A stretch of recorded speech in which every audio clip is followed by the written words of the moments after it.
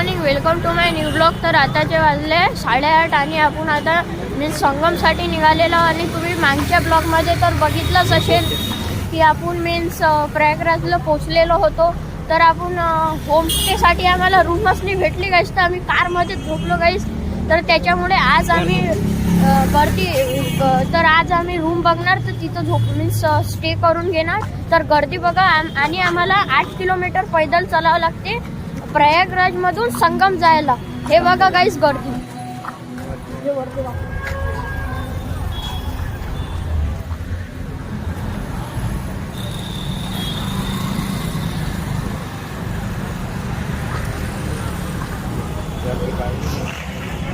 So guys इथं गर्दी पण खूप आहे आणि मीन्स 8 किलोमीटर चालायला लागते. तसं लोकांनी मीन्स 20 किलोमीटर चालायला लागते, पण आम्हाला 8च किलोमीटर चालायला लागते. तर गाईज मी आता तुम्हाला अर्ध्या रस्त्यात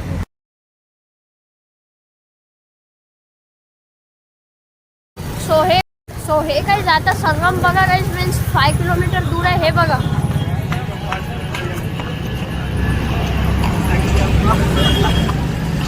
सो गाईज इथून संगम 5 किलोमीटर दूर आहे. तर आता मी तुम्हाला डायरेक्ट संगम. सो हे गाईज आता आपण मीन्स महाकुंभला पोहोचलेला आणि तुम्ही बघू शकता गर्दी किती आहे.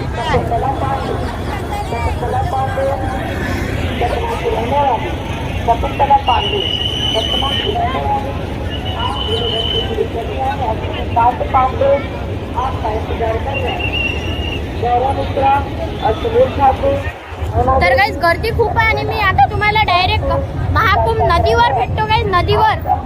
सो हे गाईज आता आपण संगम मध्ये पोहोचलेलो, पण गाईज आपण त्रिवेणी संगम मध्ये जायचं आहे. फक्त हे संगम आहे गाईज. हे बघा.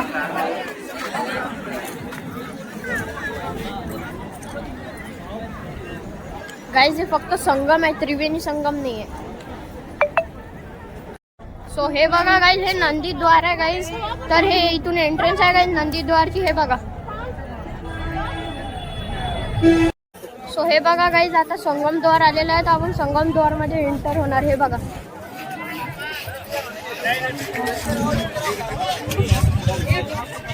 सो गाईज आता आपण संगम द्वार मध्ये एंटर होणार. तर संगम द्वार मध्ये एंटर झाला मी तुम्हाला सो हे गाईज आता मी संगम मध्ये आलेलो. हे बघा.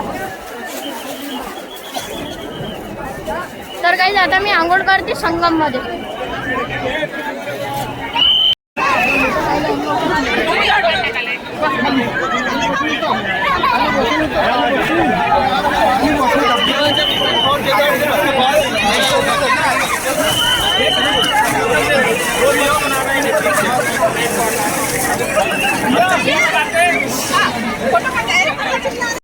सो हे गाईज आता आपण मीन्स प्रयागराज मध्ये मीन्स महाकुंभ वगैरे डुबकी वगैरे मारून झालेला आहे. तर आता आपण अयोध्येला निघालेलो. हे बघा गाईज. जय भवानी. तर गाईज आता आपण मीन्स अयोध्यासाठी निघालेलो. तर गाईज हाय करून. तर गाईज आपण अयोध्यासाठी निघालेलो. तर आता मी तुम्हाला रस्त्यात. सो हे गाईज आता आपण जेवण करायला थांबलेलं गाईज 9:30ला एका ढाब्यावर. हे बघा. सो गाईज आपण एका ढाब्यावर थांबलेला आहोत आणि हा आहे तो ढाबा. सो हे गाईज आजचा ब्लॉग आवडला असेल तर लाईक करा, शेअर करा, सबस्क्राईब करा, कॉमेंट करा. तर भेटूया तुम्हाला उद्या सर्वांना. तोपर्यंत सर्वांना बाय बाय.